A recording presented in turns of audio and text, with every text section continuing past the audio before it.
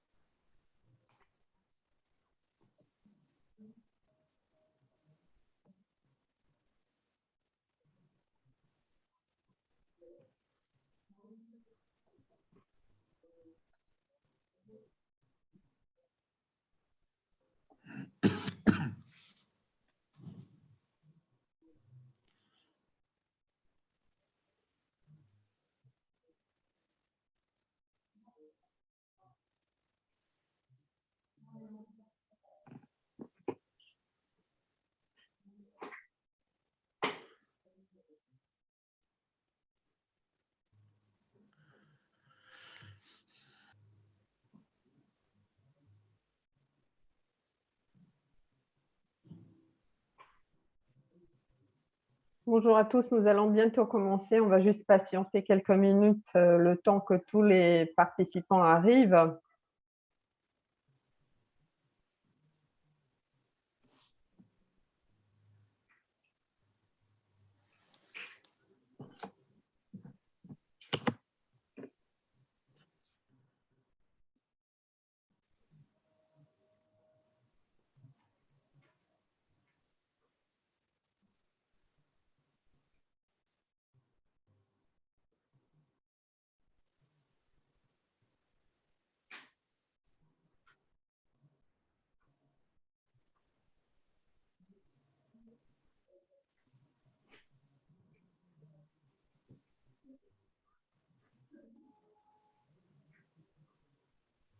Donc, allons-y. On va essayer de garder l'agenda comme on l'avait prévu et de discuter pendant 3/4 d'heure à peu près, 1 heure maximum si jamais vous avez des questions.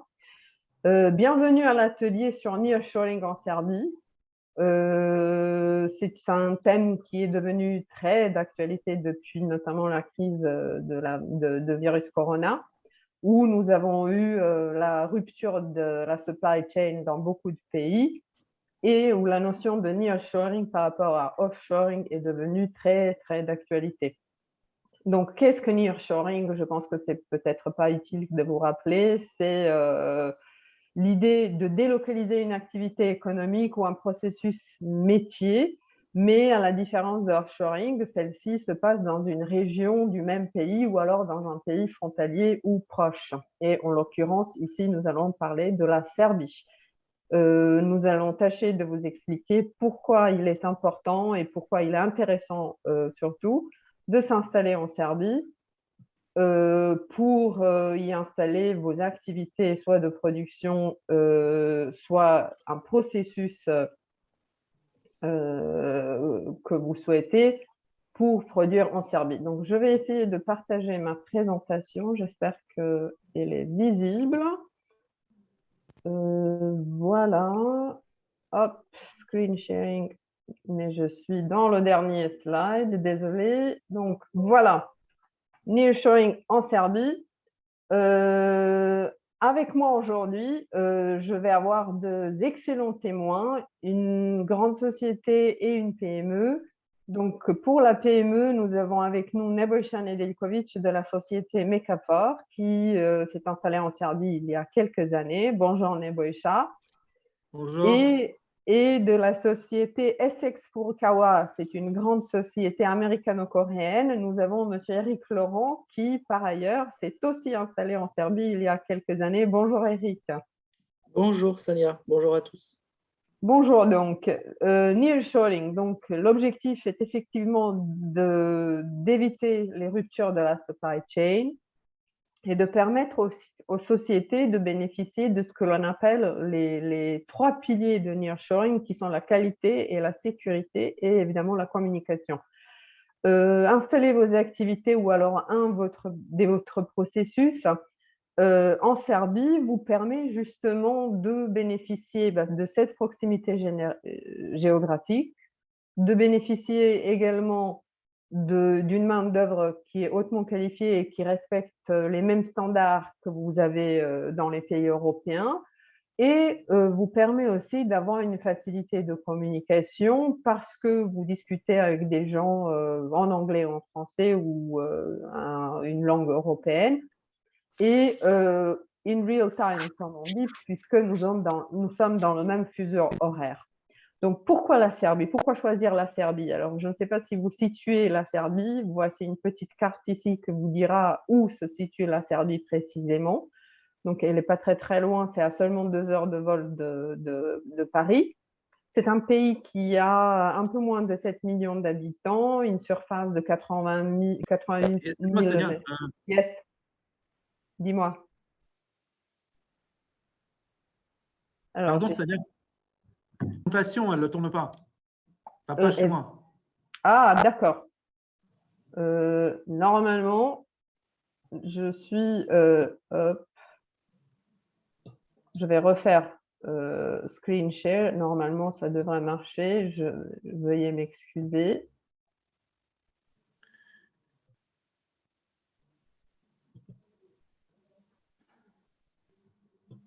Alors, petit souci technique. J'espère que ça va marcher.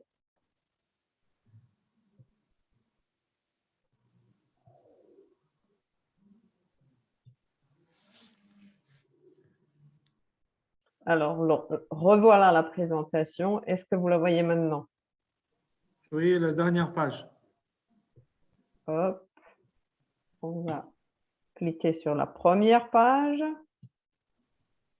Là, c'est la première. Voilà. Alors, j'arrive pas à augmenter la taille de la présentation. On va faire sans, c'est pas grave. Donc, j'étais là. La position géographique de la Serbie, où vous voyez le petit bleu, ça c'est la Serbie, donc un pays qui est à 2 heures de vol de Paris, pratiquement 7 millions d'habitants, 80 000 mètres carrés de territoire, et les villes principales, Belgrade qui est la capitale, Novi Sad, Niš et Kragujevac qui sont les villes un peu plus petites. C'est un pays qui se trouve dans le même fuseau horaire que la France, donc vous pouvez effectivement travailler in real time si vous travaillez en Serbie. Ici, vous avez quelques citations que j'ai pensé importantes de partager avec vous parce que la Serbie se trouve actuellement sur la liste, sur plusieurs listes d'ailleurs, parmi les pays qui la classent comme premier pays d'investissement étranger. Et en effet, nous avons eu beaucoup d'investissements étrangers en Serbie ces dernières années. Sur ce slide, vous pouvez voir quels sont ces pays. Les plus gros investisseurs, les top 3 en Serbie, ce sont l'Allemagne, l'Italie et l'Autriche. La France n'est pas loin quand vous regardez le nombre de projets lancés.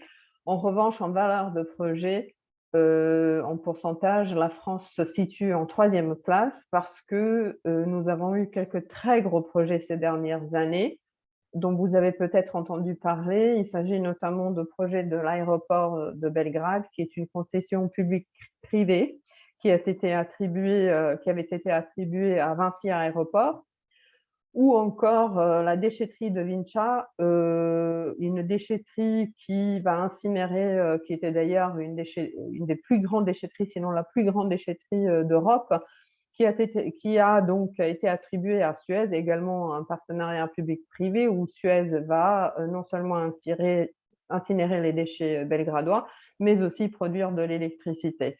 Donc, un autre très, très grand projet dont on parle ces dernières années à Belgrade et qui commence à s'accélérer, c'est notamment le projet de métro belgradois. Donc, ce sont de très grands projets qui font que la France est devenue un pays qui est un petit peu dans le focus de public serbe, et qui fait qu'aujourd'hui, il est extrêmement facile pour les Français de venir en Serbie et d'y travailler, puisque nous bénéficions d'une très, très bonne réputation auprès de la population et auprès des pouvoirs publics. Donc ça, c'est quelques mots un peu généralistes sur la Serbie et sur le pourquoi il faudrait considérer d'installer soit votre production, soit une partie de votre production ou des processus en Serbie. Et maintenant, je vais donner la parole à mes collègues. D'abord à Eric Laurent de Essex Furukawa qui va nous présenter sa société et dire ce qu'ils font exactement et ce qu'ils font en Serbie. Eric, à toi. Donc, tout d'abord, bonjour. Donc, je vais vous parler du groupe et puis un peu plus précisément de l'usine qui a été, du Greenfield qui a été implantée en 2018 à Zrenjanin. Donc, Essex Furukawa, c'est une société qui fabrique du fil émaillé à destination des fabricants de moteurs électriques dans un très grand nombre d'activités, puisque cela va du véhicule électrique aux fabricants de machines à laver ou aux fabricants de moteurs électriques industriels. Donc, Essex Furukawa fait partie du groupe LS, qui est un groupe coréen donc, qui est présent dans le monde entier. Et une des divisions, donc, c'est la fabrication du fil émaillé. Le groupe est leader dans la fabrication de ce type de produit. Le siège est à Atlanta, le siège mondial de l'activité Essex Furukawa. Et le siège européen est en France, d'où la raison pour laquelle nous avons travaillé avec la Chambre de commerce pour le développement de ce Greenfield. Cette activité, à peu près $1 milliard de chiffre d'affaires, 2000 employés. Et comme je l'ai dit, la principale activité, c'est la fabrication de fils émaillés qui rentrent dans la composition de moteurs électriques. On peut passer au slide suivant, Sania. Le groupe est très intégré puisque nous fabriquons notre propre cuivre et le propre vernis qui va servir à l'isolation des fils. La plupart de nos produits sont designés pour chaque client, puisque en fait, finalement, chaque application et chaque moteur est spécifique. Et donc, nous livrons nos produits dans l'ensemble du monde entier à partir des usines que l'on a aux États-Unis, en Europe et en Asie.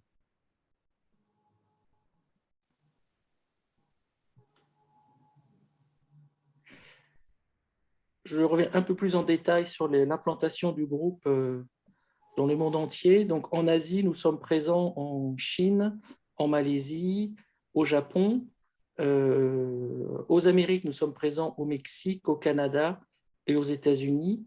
Et donc, en Europe, nous avons pour cette activité 2 usines dans le nord de l'Allemagne et une usine à Zrenjanin, plus une usine en France qui fabrique le vernis. Donc, à travers ces 3 usines, nous couvrons l'ensemble de l'Europe, inclus, je dirais, la Turquie, qui est aussi un gros marché pour nous, ou le Middle East.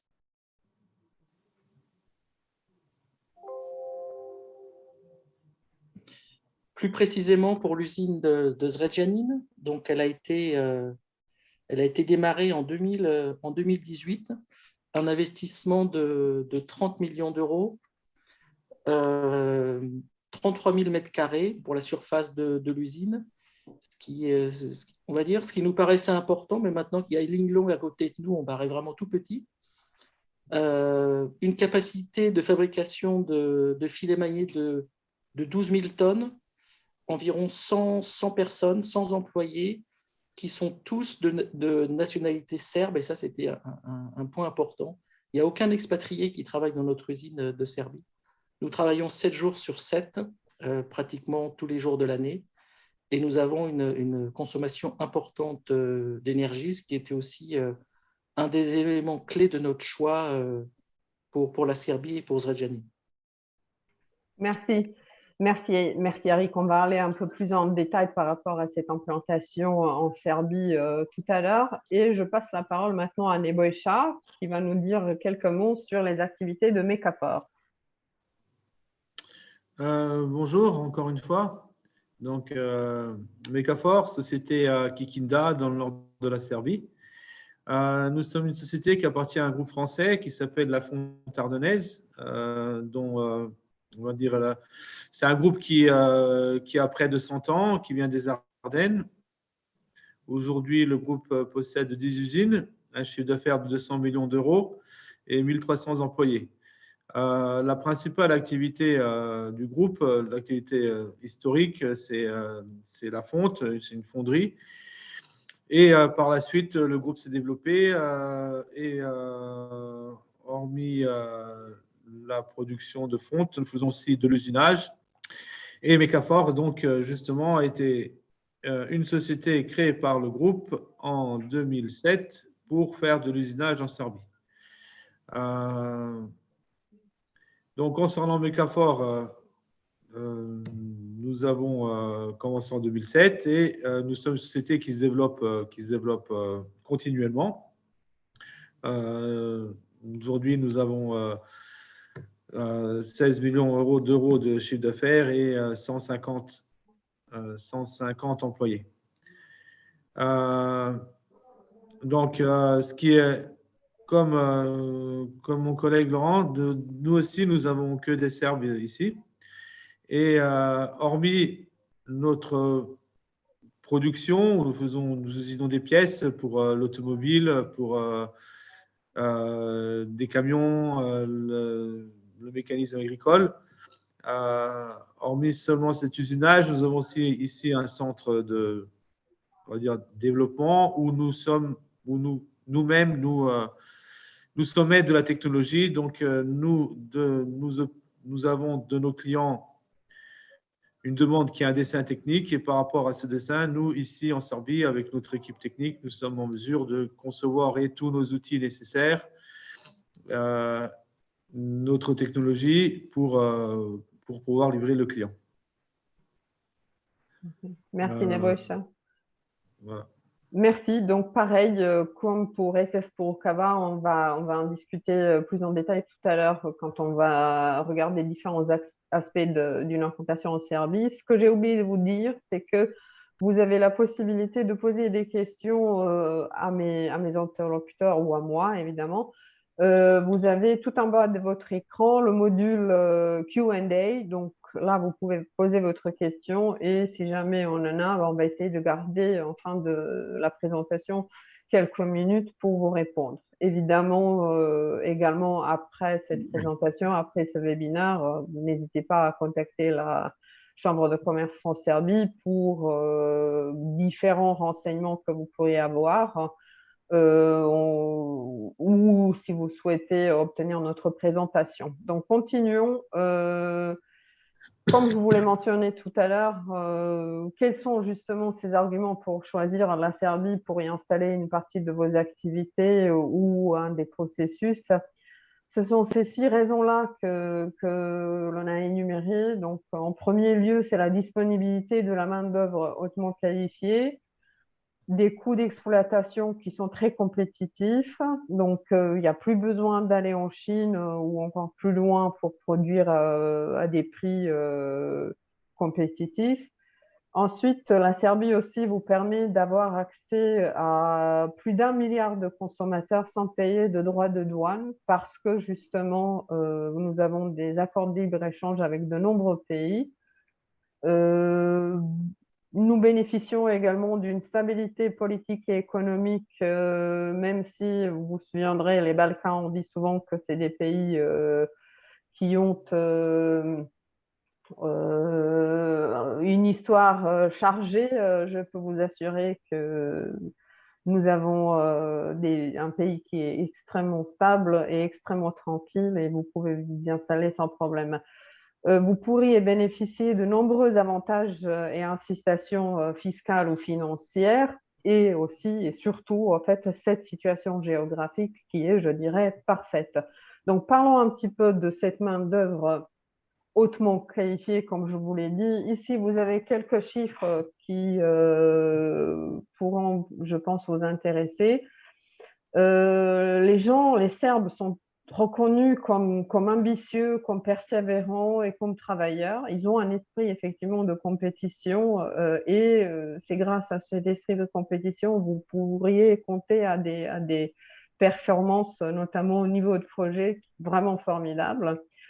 Actuellement, nous avons donc un taux de chômage aux environs de 10-11%. Et ici, vous avez un petit camembert qui vous donne la structure de ces personnes qui sont actuellement à la recherche d'emploi, plus de la moitié de ces personnes ont un enseignement secondaire. Donc, ce sont des gens qui sont relativement éduqués.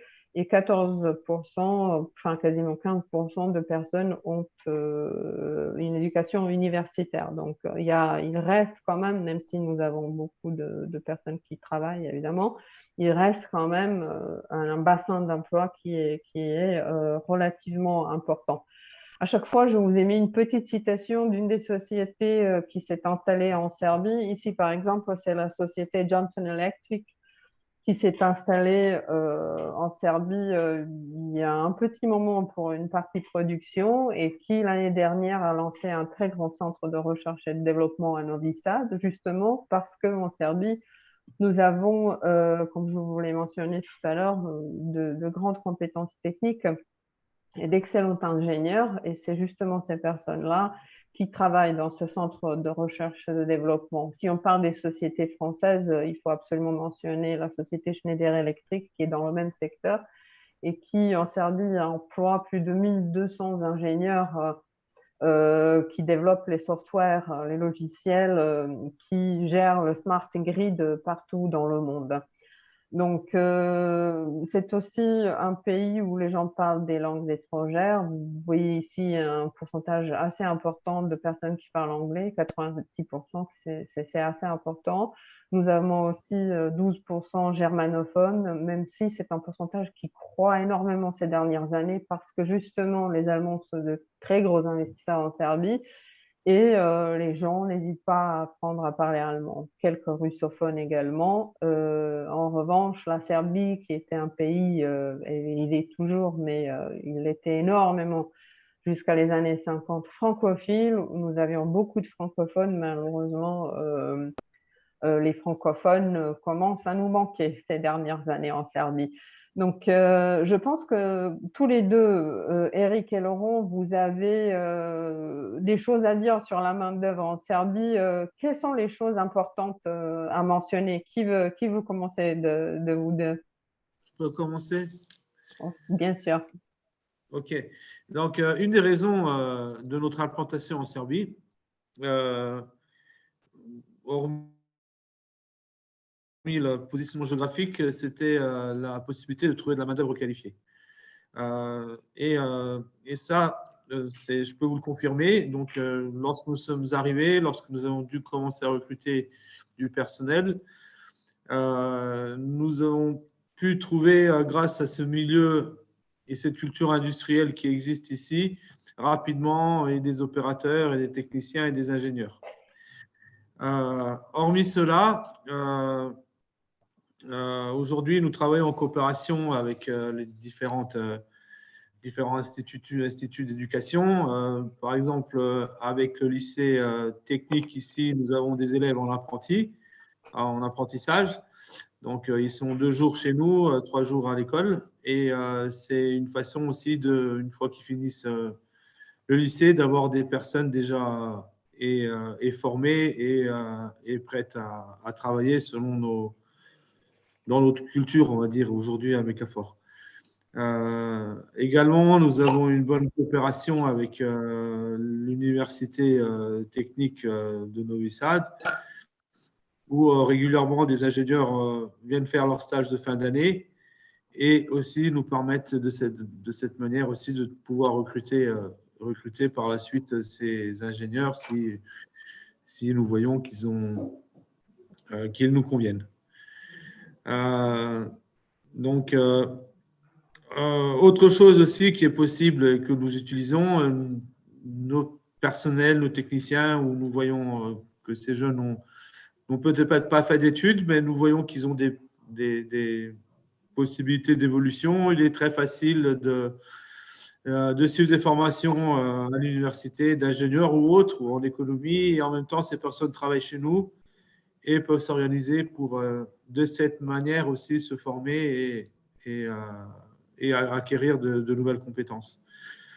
Donc, en ce qui concerne la main-d'œuvre, je peux réellement confirmer par notre expérience, donc les propos de Sania, oui, avec la main-d'œuvre, C'est vraiment un pays où c'est intéressant et facile de travailler. Merci Neboucha. Eric, peut-être des choses à rajouter plus particulières à votre métier? Moi, j'insisterai sur, effectivement, un des points clés de notre choix d'implantation, ça a été de trouver les gens à embaucher dans l'usine, parce que j'ai étudié l'ensemble des pays d'Europe, et il y a beaucoup de pays d'Europe où c'est très compliqué de trouver de la main-d'œuvre. Donc, c'était vraiment pour nous un point clé. Et le second point sur lequel je voudrais insister, c'est que on trouve des gens qualifiés, mais qui ont aussi envie de se former. C'est-à-dire que le métier d'émailleur, en fait, ce n'est pas un métier qui s'apprend à l'école. Et en fait, il n'y a eu aucun problème pour trouver des gens qui ont été prêts à se former, pour trouver des gens qui sont prêts à apprendre l'allemand ou l'italien. Et ça, c'est vraiment aussi un point fort, au-delà de la compétence des personnels, de sentir aussi leur motivation. Parfait, parfait. Merci beaucoup. Donc, beaucoup d'arguments pour employer les Serbes. Passons ensuite à la partie qui concerne les coûts d'exploitation. Donc, ici, quelques chiffres que je vous ai mis sur cette slide. Donc, alors, selon Eurostat, la Serbie a des coûts les plus bas d'exploitation par rapport aux tarifs de l'électricité, du gaz, d'autres carburants, de la téléphonie fixe, parmi 37 pays européens. Donc ici, vous avez un petit comparatif avec les pays qui sont souvent considérés en même temps que la Serbie pour une installation. Le salaire mensuel brut en Serbie est de 706 euros. Et ici, vous avez donc l'équivalent en Roumanie, en Slovaquie, en Hongrie, Pologne et la République tchèque. Donc, c'est un sacré argument pour venir en Serbie. Bien évidemment, nous avons en Serbie, puisque c'est un pays qui se développe fortement, notamment ces dernières années, on a une certaine inflation salariale et ces salaires augmentent, mais nous sommes encore très loin des niveaux que vous pouvez constater dans d'autres pays européens. Par ailleurs, lorsqu'il s'agit de l'impôt sur les sociétés, la Serbie a donc le tarif le plus bas de seulement 15%. En Roumanie, c'est presque ça, donc 16%, en Croatie 18%, Slovénie 19%, etc., etc. Donc, quand vous regardez un petit peu le niveau de l'économie de coûts que vous pouvez avoir par rapport à la moyenne de l'Union européenne à 27, donc en ce qui concerne les salaires, c'est plus de 79% d'économie. Pour les services de transport, c'est 38%. Pour l'électricité, c'est 52%. Pour donc location des bureaux, c'est 30% d'économie. Ici, vous avez donc d'autres chiffres. Ici, ce qu'on peut voir notamment, c'est les salaires moyens par région serbe. Donc, ce qu'on peut constater, c'est que le nord de la Serbie est plus développé que le sud, et donc les salaires, ils sont plus importants. Nos deux camarades aujourd'hui sont tous les deux installés justement au nord de la Serbie. Vous pourrez peut-être ajouter quelque chose par rapport à ça. Le sud de la Serbie, effectivement, il est moins développé et les salaires, ils sont plus bas. Donc après, en fonction évidemment de ce que vous recherchez, le salaire ne devrait pas être le critère principal, mais plutôt la qualification des personnes dont vous avez besoin. Et c'est en fonction justement des qualifications des personnes que vous choisirez votre emplacement en Serbie. Ici, vous avez aussi quelques tarifs. Donc ici, vous avez pour les installations industrielles, le prix pour les bâtiments anciens, c'est de 1 jusqu'à 2,5 euros par mètre carré. Et pour des bâtiments neufs, les coûts de location vont de 3 à 5 euros du mètre carré. Par rapport au coût moyen de construction, ils vont, là je dirais qu'ils sont plutôt, ils ont augmenté ces dernières années, donc ils sont plutôt dans la fourchette 400-450 euros du mètre carré. Et par rapport aux tarifs de l'électricité, de l'eau et du gaz, ce sont les tarifs actuels. Et là, que dire avec la crise ukrainienne, je pense que c'est un paramètre qui va forcément évoluer aussi bien en Serbie que partout en Europe. Nous avons actuellement un gel de prix d'électricité jusqu'à la fin du printemps et on va voir comment se passe la crise ukrainienne et comment ce qui se passe en fait avec les tarifs des carburants fossiles, etc., qui vont forcément influer sur ces paramètres. Vous avez peut-être quelque chose à y ajouter parce que tous les deux, vous êtes, si je ne m'abuse, des Greenfield. J'aurais bien aimé que tu me dis, Eric, ou Nebosha, celui qui préfère commencer, comment ça s'est passé, à quelle vitesse vos usines ont pu être construites, est-ce qu'il y a des obstacles ou des choses particulières à mentionner à ce niveau-là? Alors, l'usine, pour notre part, a été construite très rapidement puisque le projet a démarré au mois de mars et on a commencé, on va dire, les premières productions à partir de mi-septembre. Donc, je dirais en 6 mois, cela a été fait. La chose pour nous qui était aussi très importante, c'est l'infrastructure au niveau électricité, parce que nous sommes un gros consommateur électrique. Et si on a une coupure de courant de plus, on va dire, de 2 ou 3 minutes, l'usine s'arrête et il faut 4 jours pour la redémarrer.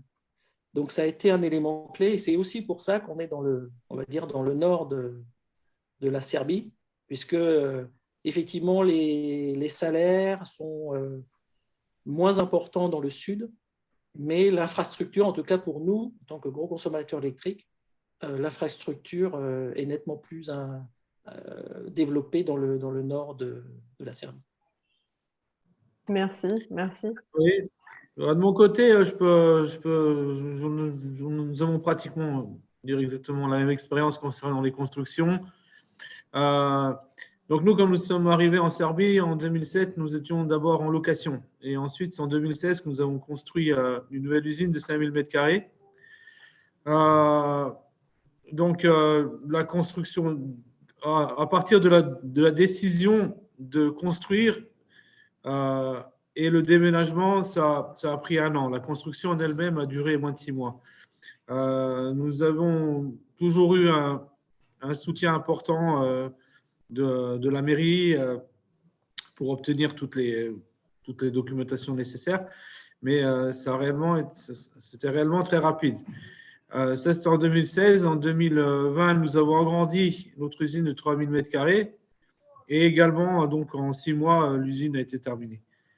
Donc, c'est vraiment rapide. Concernant les prix, je peux confirmer aussi notre dernière, donc le nouveau 3000 m² avec toute l'infrastructure nécessaire, chauffage, climatisation, bureau, l'électricité, est dans cette fourchette de prix annoncée entre 200 et 400. Nous avons eu à peu près 330 euros du mètre carré.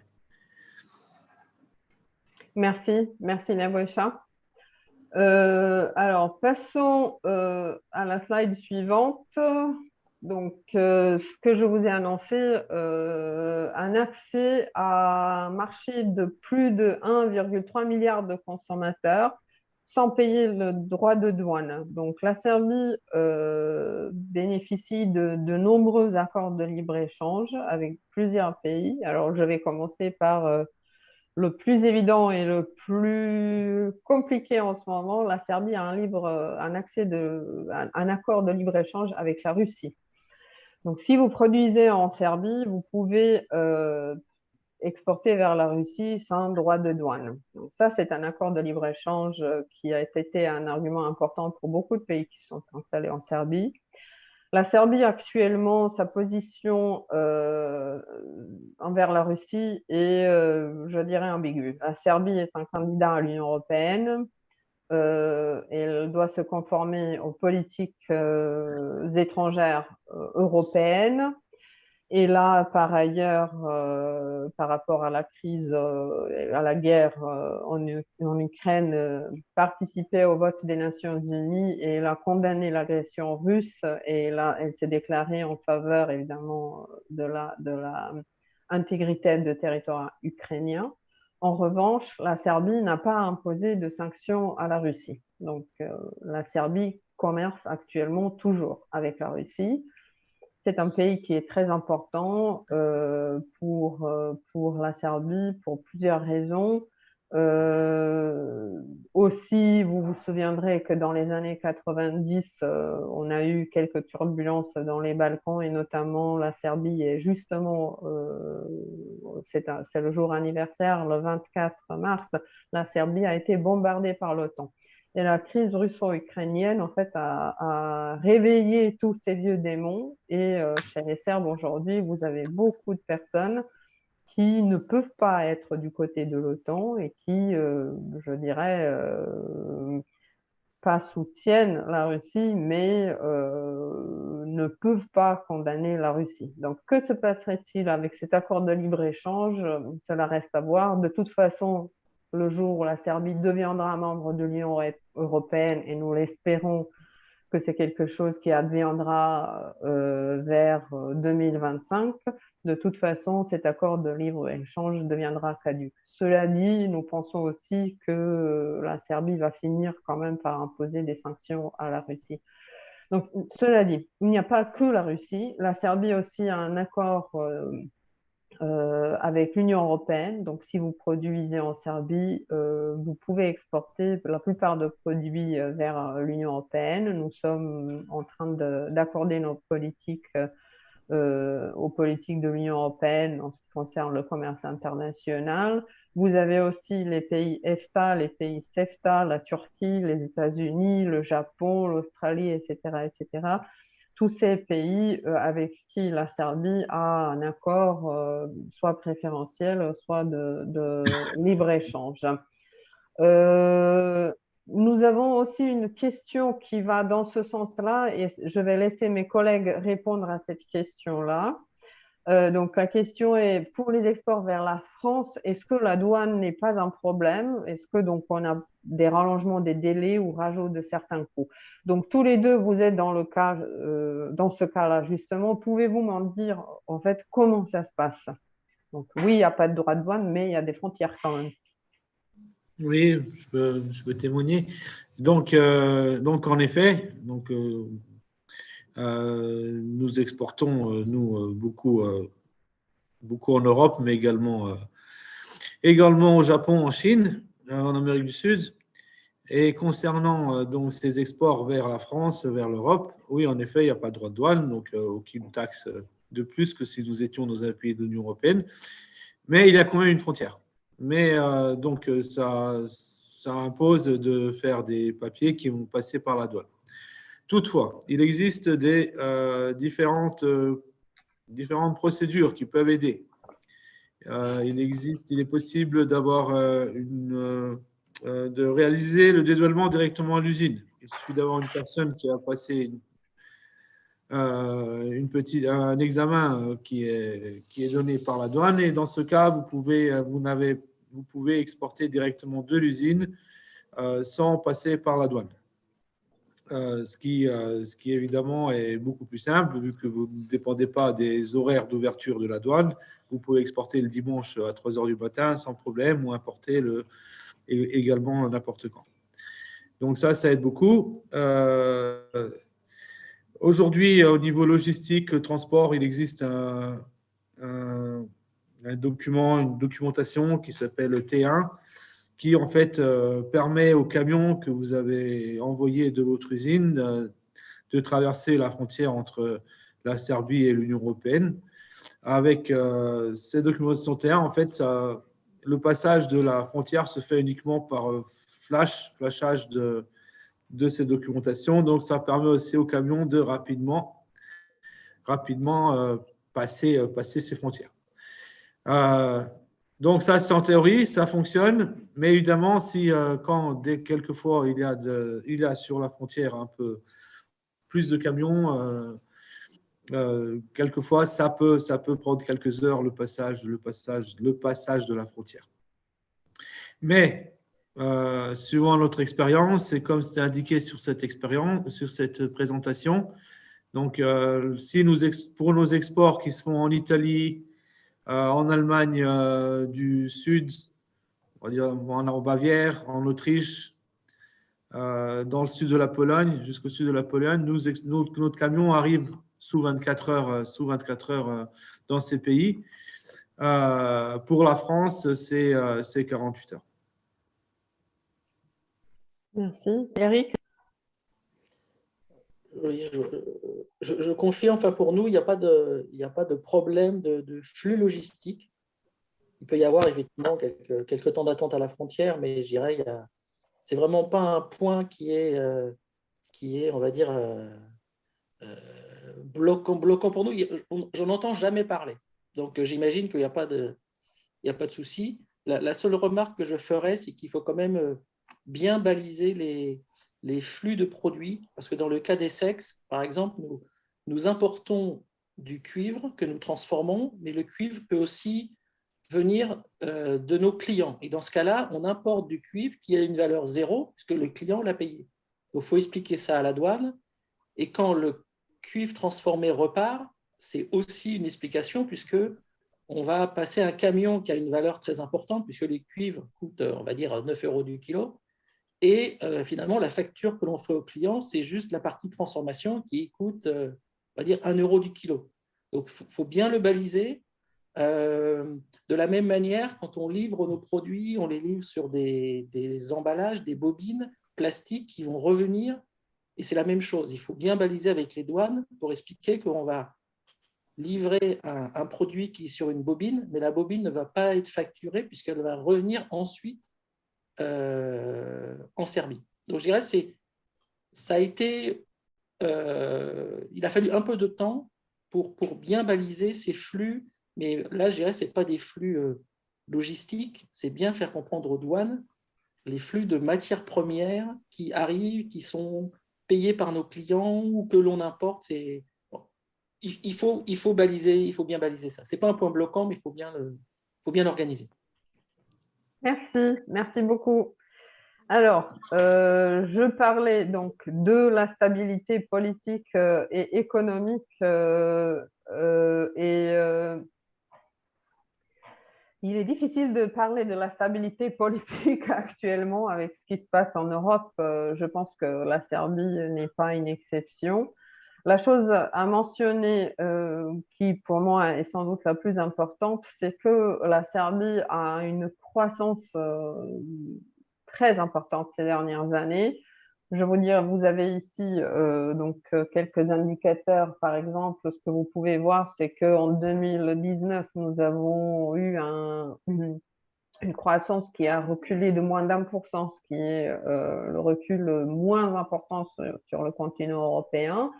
Et de même, une croissance en 2021 de 7, je ne sais pas si on le voit sur cette slide parce qu'on a eu les chiffres récemment pour 2021, la croissance de 7,6%, qui d'ailleurs est une croissance qui est la croissance la plus importante sur le continent européen.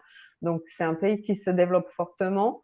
L'inflation, de même, elle était sous contrôle, on n'avait quasiment pas d'inflation en Serbie. En revanche, cette année, on n'est pas une exception. Nous avons une inflation en Serbie, on a des prix qui augmentent, notamment des denrées alimentaires et des carburants. Donc, en mois de février, par exemple, nous avons eu une augmentation des prix par rapport au mois de février l'année dernière de 8,8%. Donc, c'est ce qui se passe avec l'inflation aujourd'hui. La chose intéressante à mentionner également, c'est que les importations et les exportations serbes augmentent d'année en année. Avec la France, nous avons dépassé il y a 2 ou 3 ans 1 milliard d'échanges économiques et cela augmente tous les ans. Le plus exportateur français d'ailleurs en Serbie, c'est Michelin, donc c'est Tigar Tires qui produit des pneus et qui a une grosse usine dans le sud de la Serbie qui emploie plus de 3500 ouvriers. Donc les pneus Tigar, ligne économique des pneus Michelin, mais aussi depuis cette année, la ligne luxe des pneus Michelin sont produites en Serbie. C'est une usine pour laquelle on dit qu'elle est l'usine la plus productive dans le monde, donc pour le groupe Michelin. La chose à mentionner également, c'est que le 3 avril prochain, nous avons les élections présidentielles, ainsi que les élections parlementaires, et aussi, ça sera le cas pour une partie des municipalités serbes. Donc là, on a notre calendrier qui est en accord avec celui de la France. En revanche, on s'attend à très peu de changements à ce niveau-là, donc les conditions politiques devraient rester les mêmes et la Serbie continuera son chemin d'accession vers l'Union européenne. On parlait tout à l'heure des différents bénéfices fiscaux et financiers. Ça, c'est en fonction de l'activité que vous voulez lancer en Serbie et en fonction aussi du nombre de personnes que vous souhaitez employer. Mais il existe différentes subventions, par exemple des subventions en espèces ou des subventions pour le transfert des terrains à bâtir ou alors les allègements sur l'impôt, de l'impôt sur les sociétés, voire différentes incitations fiscales qui se rapportent au salaire. La Serbie a également des accords de non-double imposition avec de nombreux pays, notamment la France. Donc, à ce niveau-là, il ne devrait pas y avoir de problème. Est-ce que tous les deux, vous avez pu avoir des incitations fiscales ou financières pour vos implantations? Oui, je peux commencer. Oui, nous avons fait appel à des subventions 2 fois, une fois avec la région pour embaucher 30 personnes et des investissements de quelques centaines de millions d'euros. Et sur nos deuxième phase d'agrandissement également, où nous avons demandé des subventions à l'État, où nous avons également reçu ces subventions pour employer 180 personnes. Eric? Alors, pour notre part, on a eu une subvention par rapport à l'achat du terrain, donc de la part de la municipalité de Zrenjanin, et une subvention de la part de l'État, avec 2 points que je voudrais mentionner. C'est-à-dire que c'est une subvention, mais qui est liée aussi à des engagements de nombre de personnes, etc., dans le temps, dans le développement. Ce n'est pas du tout une subvention qui est donnée le premier jour et puis ensuite, il n'y a aucun engagement. Donc, c'est lié à des engagements.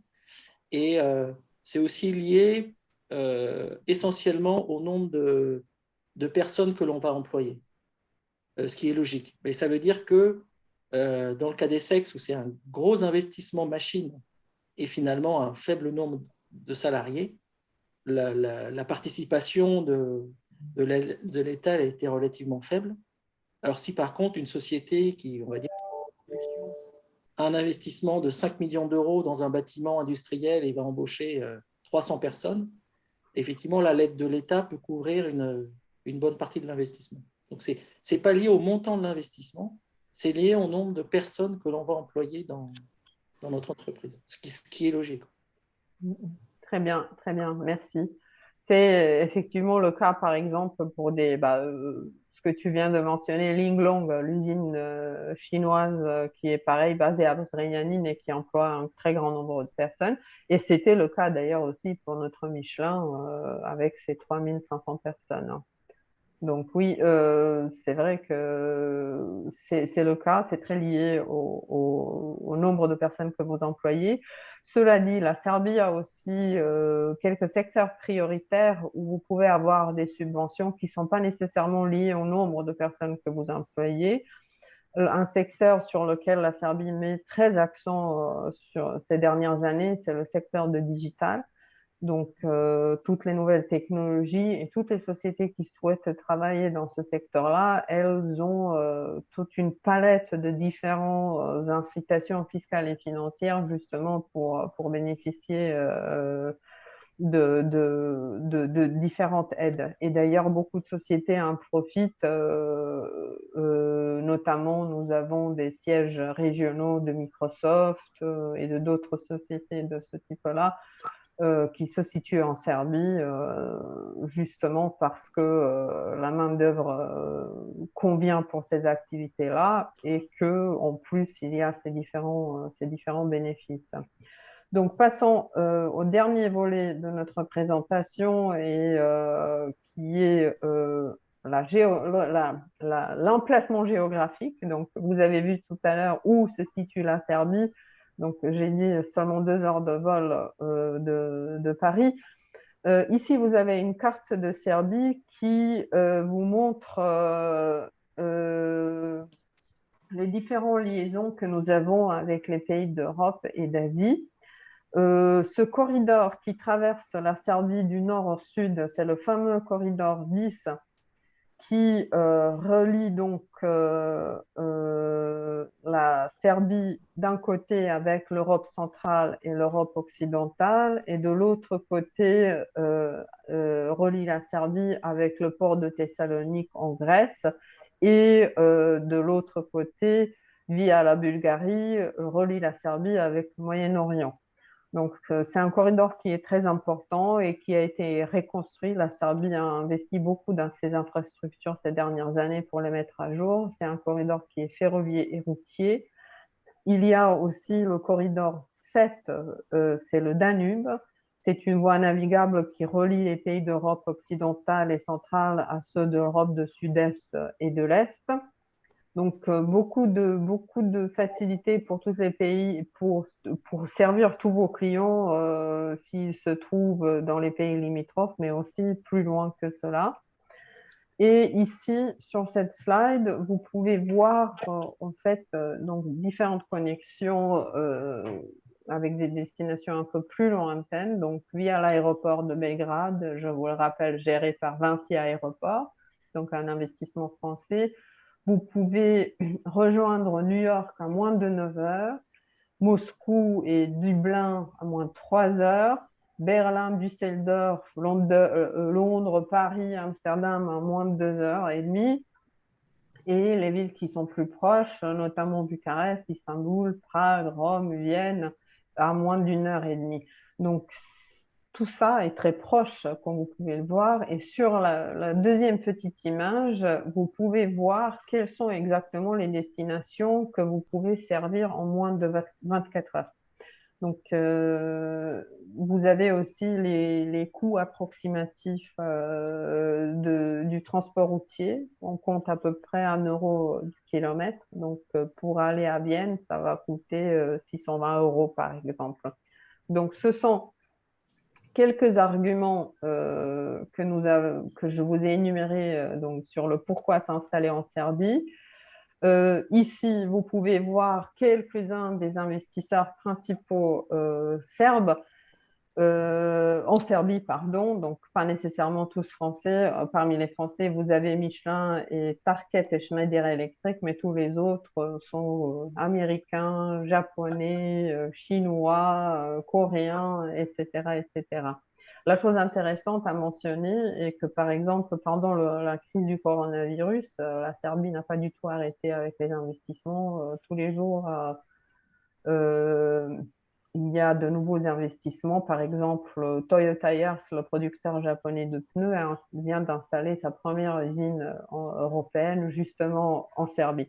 Donc ça, c'est tout ce que j'avais à vous dire et cette présentation que j'avais à vous montrer. Je ne sais pas si nous avons d'autres questions. Sinon, je vais laisser mes camarades vous dire quelques mots de conclusion et puis on va terminer doucement cet atelier. Je vois qu'on est dans les temps.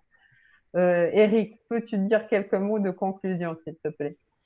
Oui, alors, en conclusion, je dirais que d'une part, Ce projet nous donne toute satisfaction. L'usine aujourd'hui est un taux de charge d'à peu près 90% et on est en ligne avec notre plan pour doubler la capacité d'ici 2-3 ans. On a la bonne surprise aussi, c'est qu'il n'y a eu aucun problème dans les infrastructures, que ce soit électrique, que ce soit même tous les autoroutes, etc. C'est exactement comme on le pensait. Ce qui a été important aussi, c'est qu'on a eu, ce qui n'était pas le cas dans d'autres pays d'Europe, un très bon support de la Chambre de commerce et du gouvernement pour gérer, pour nous supporter dans le projet, pour trouver les terrains, visiter les terrains, les contacts avec les municipalités. Donc ça, quand on est un groupe international avec des gens qui sont en Corée ou aux États-Unis, c'est un point de vigilance importante, parce qu'on n'est pas, entre guillemets, entre nous en Europe. Le point important aussi, c'est que le marché, ce que vous avez montré avec la croissance du marché, en fait, c'est que nos clients, petit à petit, ils viennent aussi en Serbie. Donc, on savait très bien en 2018, quand on s'est implanté, que le marché local était quasiment inexistant. Entre-temps, Brose s'est implanté, ZF, Nidec va arriver pour faire des véhicules électriques à Novi Sad. Et naturellement, quand le marché local grossit et qu'on a une implantation locale, si on n'est pas idiot, on a 100% du marché de manière assez facile. Donc, je dirais, voilà, c'est des bonnes équipes, des gens motivés, aucun point noir dans ce projet, dans ce développement. Et en droite ligne de cette bonne réalisation, le groupe a démarré il y a 2 semaines aussi un centre de services partagés informatique pour le monde entier, qui est à Belgrade, puisque les équipes vont pouvoir, de par l'emplacement de Belgrade, on va dire en Europe, travailler et avec les équipes aux États-Unis et avec les équipes en Asie, quasiment 24 heures sur 24. Donc le groupe continue à investir en Serbie. Merci Eric.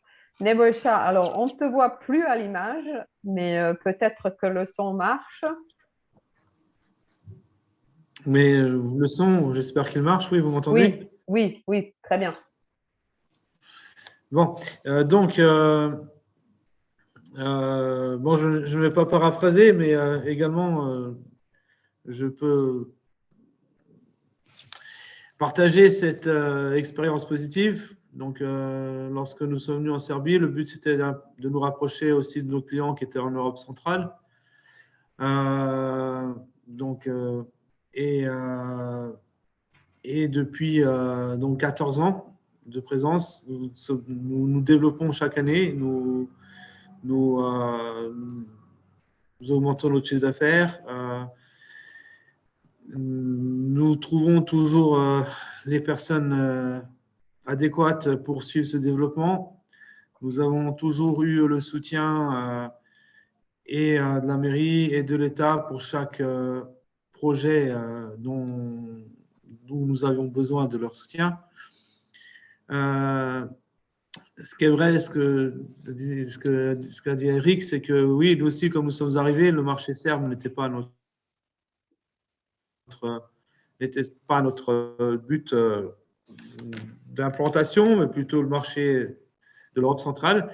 Mais oui, avec ces nouvelles sociétés qui arrivent, type ZF pour nous BMTS ou MTU, aujourd'hui, nous commençons à avoir aussi des clients ou des possibilités d'avoir des clients en Serbie. Et le fait, oui, d'être déjà sur place, c'est positif. Eh bien, je n'aurai rien à rajouter. Je pense que voilà, c'est le mot de la fin. Je vous dis juste bienvenue en Serbie et à la prochaine. Au revoir.